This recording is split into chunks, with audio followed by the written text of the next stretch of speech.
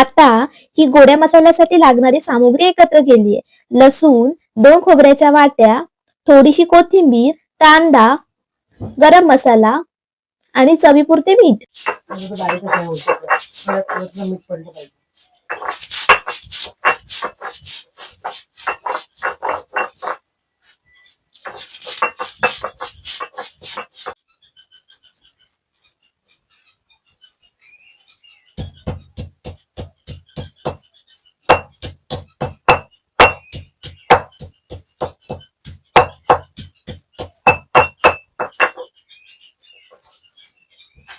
माझी आजी सांगायची, आमचे जे पणजोबा होते त्यांच्या काळात वाईन होता. वाईन आणि मुटका. वाईन म्हणजे काय, तर दगडाला असा खोलगट खड्डा पाडलेला असतो, आणि मुटका म्हणजे काय, तर हे जे मसाला आहे ते वाटण्यासाठी जो वापरतात तो मुटका.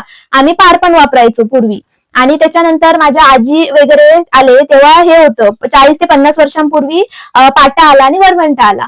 तर तेव्हापासून आजपर्यंत हा पाटा आणि वरवंटा आमच्याकडे आहे. आणि माझी आई अजून पण, आम्ही जेव्हा येतो घरी तेव्हा, म्हणजे मिक्सरला पण लावते आई मसाला, पण जेव्हा आम्ही घरी येतो तेव्हा आम्ही आग्रहाने आईला म्हणतो की आमच्यासाठी पाट्यावरचा मसाला वाट. कारण मिक्सरची आणि पाट्यावरच्या मसाल्याची जी चव आहे ना, म्हणजे तिचं ते सांगू शकत नाही, ते शब्दात सांगू शकत नाही, एवढी त्याची छान चव येते.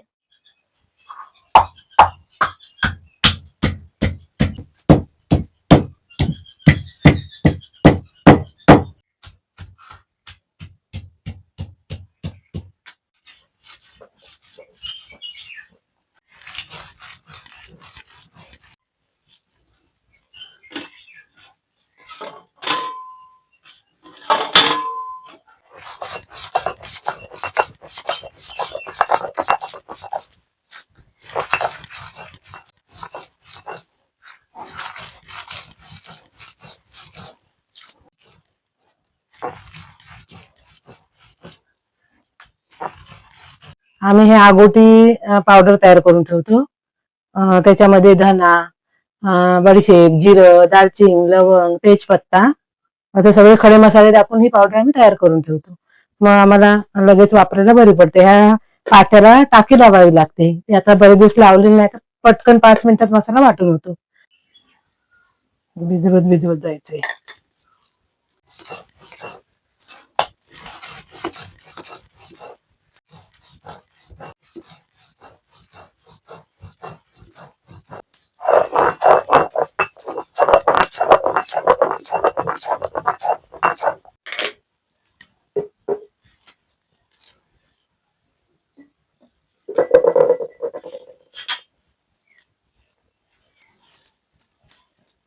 अशा प्रकारे आपला गोडा मसाला बनवून तयार आहे.